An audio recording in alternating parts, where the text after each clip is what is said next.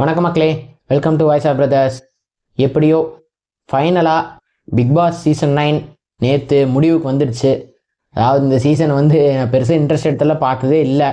அந்த பாரு, கம்ருதீன், சாண்ட்ரா அந்த கார் டாஸ்கில் நடந்த பிரச்சனை மட்டும்தான் நான் பார்த்தேன் இந்த சீசன்லேயே. ஓப்பனாக சொல்லணும்னா அது மட்டும்தான் நான் பார்த்தேன் இந்த சீசனே.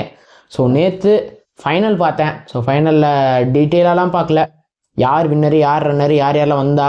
ஆக்சுவலி ஃபைனலில் எனக்கு என்ன ஒரு ஷாக்னா, ரெட் கார்டு கொடுத்த பாரு அண்ட் கம்ருதீன் திரும்பி ஃபைனல் செலிப்ரேஷனுக்கு வந்திருக்காங்க.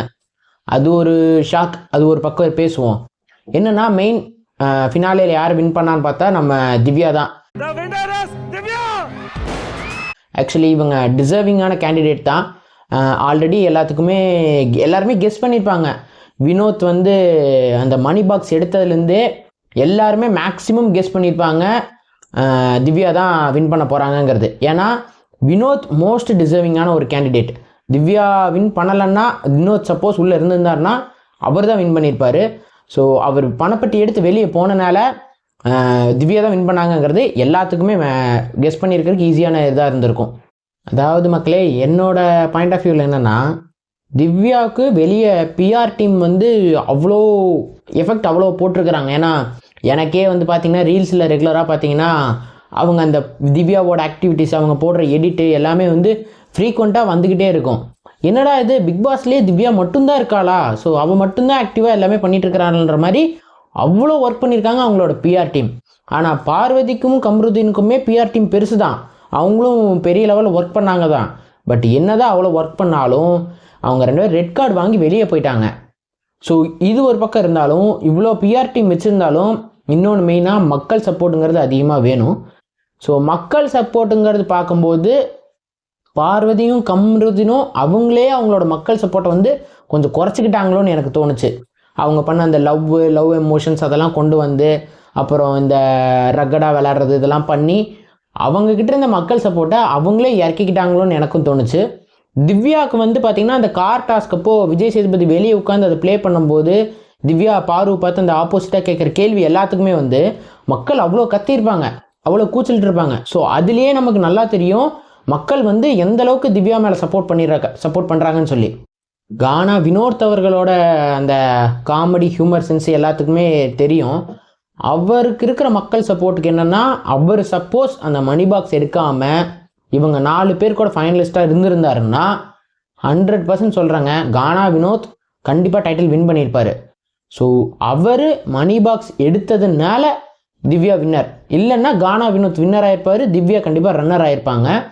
இப்போ திவ்யா வின்னர் ஆகி சபரி ரன்னர் ஆகிட்டாரு. ஆனால் இந்த ரெட் கார்டு வாங்கிட்டு போனாங்க பார்த்தீங்களா பாரு அண்ட் கம்ருதீன், அவங்க உள்ளே இருந்திருந்தால் கூட மக்கள் சப்போர்ட் அவங்களுக்கு இருக்க பிஆர் டீம் பெரிய லெவல் இருந்தாலும் கூட 100% வினோத் தான் வின்னர் ஆகிருப்பார், திவ்யா தான் ரன்னர் ஆகிருப்பாங்க. ஸோ அவங்க வின்னர் ரன்னர் லெவலுக்கு அவங்க அந்தளவுக்கு ஒரு கேம் பிளே எதுவுமே பண்ணலை எனக்கு தெரிஞ்ச வரைக்கும். ஸோ இவங்க 2 பேர் கண்டிப்பாக டிசர்விங்காக இருந்திருப்பாங்க. பட் என்ன பண்ணுறது, வினோத் அவர் கண்டிப்பாக அப்படி போகணும்னு நினச்சிருக்காரு. ஸோ அப்படி எடுத்துகிட்டு போயிட்டாரு. உண்மையிலேயே மனசார சொல்கிறேன், யாரும் சொல்லி நான் எடுக்கல, என்னுடைய சுய நினைவோடு நான் அதை எடுத்தேன். பட் இதில் இன்னொரு ட்விஸ்ட் என்னென்னா, அரோரா வின் பண்ணுவாங்கங்கிறது நிறையா பேரோட எக்ஸ்பெக்டேஷனாக இருந்துச்சு. அரோரா கண்டிப்பாக வின் பண்ணுவாங்க. அரோரா ஏன்னா ஃபினாலே டிக்கெட் டு ஃபினாலே டாஸ்கில் ஃபஸ்ட்டு ஃபைனலிஸ்ட்டு இவங்க தான். ஸோ அந்த டிக்கெட் வாங்கினது அரோரா தான். ஸோ எல்லாருமே அரோராவுக்கு பெரிய லெவலில் சப்போர்ட் பண்ணாங்க. அரோரா தான் கண்டிப்பாக வின் பண்ணுவாங்க, அரோரா கண்டிப்பாக ஜெயிக்கிறதுக்கான வாய்ப்பு இருக்குது அப்படின்னு சொல்லி. பட் ஆனால் அவங்க பிஆர் டீம் எந்த அளவுக்குன்னு எனக்கு தெரியல. பட் பிகாஸ் அவங்களோட பெரிய ரீல் எதுவுமே நான் பெருசாலாம் எனக்கு வந்ததில்லை சஜஷனில். அவங்க பிஆர் ஒர்க்லாம் எந்த அளவுக்கு இருக்குங்கிறது எனக்கு தெரியல. இவ்வளோ இருந்தாலும் அரோராவுக்கும் ஒரு சான்ஸ் கிடச்சிது. ஏன்னா கானா வினோத் அந்த பணப்பட்டி எடுக்கும்போது அரோராவும் எடுக்கிற மாதிரி தான் இருந்தாங்க. மேபி அப்படி எடுத்திருந்தா அரோராவுக்கு அந்த பணத்தோடு சேர்ந்து வெளியே போயிருக்கலாம். பட் இப்போ 4th பொசிஷனில் வந்துட்டாங்க. கானா வினோத் வெயிட் பண்ணியிருக்கலாம். அவர் வெயிட் பண்ணியிருந்தா அவர் 50 லட்ச ரூபா பரிசு, ஒரு காரு இத்தனையும் வாங்கியிருக்கலாம். ஸோ பரவாயில்ல, அவருக்கு என்ன தோணுச்சோ அதை செஞ்சார், யாருடைய வற்புறுத்தலும் இல்லாமல் அதை செஞ்சுருக்காரு. அதுக்கப்புறம் 3வது பிளேஸ் எப்படி ரிவீல் பண்ணியிருந்தாங்க அப்படின்னா, ஒரு டிராயிங் மாதிரி வரைஞ்சி அந்த டிராயிங்கில் ஜிகினாலாம் தூவி விட்டு, ஸோ அதில் ஃபேஸ் வர்ற மாதிரி இவர் விக்கல்ஸ் விக்ரம் அவர் ஃபேஸ் வர்ற மாதிரி பண்ணியிருந்தாங்க. ஆனால் அதில் ஓப்பனாக சொன்னோன்னா அந்த எபிசோடு போய் பார்த்தீங்கன்னா தெரியும், அதில் இருக்கிறது அவர் ஃபேஸ் தாங்கிறது யாருக்குமே தெரியாது. அந்த மாதிரி அவர் அந்த டிராயிங்கே அந்த மாதிரி இல்லை. அதுக்கப்புறம் சொல்லி தான் சரி விக்கல்ஸ் விக்ரம் அப்படின்னு சொல்லி அவர் எலிமினேட் பண்ணாங்க. அதுக்கப்புறம் எப்படியோ கடைசியில் பதட்டப்படுத்தி எல்லாத்துக்கும் கவுண்ட் ஒன்லாம் வச்சு சாபரியா திவ்யா எல்லாத்துக்கும் தெரியும் திவ்யாவாக தான் இருக்கும்னு. பட் இருந்தாலும் அந்த பதட்டமெல்லாம் உண்டு பண்ணணும்ல மக்கள்கிட்ட, அதெல்லாம் உண்டு பண்ணி கடைசியில் திவ்யா தான் வின்னர்னு சொல்லி விஜய் சேதுபதி கை தூக்கி காமிச்சிட்டாரு. இதெல்லாம் ஒரு பக்கம் இருக்க, இந்த ரெட் கார்டு வாங்கின 2 பேர்த்த உள்ளே கூப்பிட்டுருக்குறாங்க. ஸோ இதுதான் வந்து ஒரு பெரிய ட்விஸ்ட்டு. ஏன்னா இப்போது ரெட் கார்டு வாங்கின யாரையுமே சேனல் சைட்லேருந்து எதுக்காகவும் திருப்பி கூப்பிட மாட்டாங்க. அவங்களுக்கு செலிப்ரேஷன் ரவுண்டு இந்த மாதிரி எதுக்குமே கூப்பிட மாட்டாங்க. அவங்களுக்கு பேமெண்ட் ப்ராப்பராக போகாது. ஸோ இதெல்லாமே அவங்களுக்கு ரெட் கார்டுக்கான பனிஷ்மெண்ட்டு. ஸோ அப்படி இருக்கிறப்ப டிஆர்பிக்காக மட்டுமே விஜய் டிவி வந்து இந்த மாதிரி பார்வையும் கம்ருதினியும் கூப்பிட்டுருக்குறாங்க. இது வந்து பச்சையாக தெரியுது, ஒரு டிஆர்பிக்காகத்தான் இவங்க நடத்துகிறாங்க. ஆக்சுவலி பிக் பாஸே ஒரு டிஆர்பிக்கான ஷோ தான், அது ஸ்கிரிப்டட் தாங்கிறது எல்லாத்துக்குமே தெரியும். இருந்தாலும் ஒரு தப்பு பண்ணிவிட்டு வெளியே போயிருக்காங்க, அவங்களுக்கு ரெட் கார்டு கொடுத்து அனுப்பிச்சிட்டோம். திருப்பி எதுக்காக அவங்கள உள்ளே கூப்பிடணும்? அது கூப்பிடாமல் இருந்திருக்கணும். அப்படி கூப்பிடணும்னு நினச்சிருந்தா பிரதீப் அவர் போனார் இல்லைங்களா, அந்த சீசனில் பிரதீப்பையுமே செலிப்ரேஷனில் கூப்பிட்டுருக்கணும். ஏன்னா செலிப்ரேஷனில் அத்தனை பேர் இருக்கும்போது பிரதீப் அவர் வந்து கூப்பிடல. காரணம் என்னென்னா அவர் ரெட் கார்டு வாங்கினாருன்னு சொல்லி அவரை கூப்பிடவே இல்லை. அப்போ டிஆர்பி வந்து முக்கியம்னு பார்த்துருந்தா அப்போ அவரையுமே கூப்பிட்டுருக்கணும்ல. இவங்க அவருக்கு இருக்கிற ஃபேன்ஸை விட இவங்களுக்குலாம் ஃபேன்ஸ் அதிகம். ஸோ இவங்களை கூப்பிட்டா கண்டிப்பாக ஒரு இன்ட்ரெஸ்டிங்காக போகுங்கிறக்காக. அதுவும் எப்படின்னா எபிசோடு ஆரம்பிக்கிறதுக்கு முன்னாடியே இந்த ஃபினாலேக்கு வந்து அந்த ஸ்டேஜில் உட்காந்துட்டு பாரும் கம்ருதின்னு ஒரு லைவ் பண்ணியிருப்பாங்க இன்ஸ்டாகிராம்லேயே சம்திங். கிராண்ட் ஃபினாலே கொஞ்ச நேரத்தில் ஸ்டார்ட் ஆக போகுது, ரொம்ப எக்ஸைட். அந்த கிளிப்பிங் எடுத்து இவங்க போட்டு இவங்க 2 பேரும் ஸ்டார்டிங்லேயே இருக்கிற மாதிரி காமிச்சிட்டு அதுக்கப்புறம் எபிசோடு ஆரம்பிக்கிறாங்க. அப்போ தானே வந்து மக்கள் வந்து கடைசி வரைக்கும் அவட பாரு கம்ருதின்னு இருக்காங்க போல், எங்கே வர்றாங்கன்னு பார்க்கலாம், எப்போ வர்றாங்கன்னு பார்க்கலாம், என்ன பேசுகிறாங்கன்னு பார்க்கலாங்கிறதுக்காக ஃபுல் எபிசோடு பார்ப்பாங்கன்னு ஒரு டிஆர்பிக்காக மட்டுமே விஜய் டிவி இதெல்லாம் பண்ணுறாங்க. இது வந்து ஒரு ஷோவாக போலிங்க, ஜஸ்ட் ஒரு டிஆர்பிக்கான ஸ்க்ரீன், நான் இங்கே உட்காந்து இது இப்போ கொடுப்பேன், நீ பார்த்து தான் ஆகணும் அப்படிங்கிற மாதிரி பண்ணியிருக்காங்க.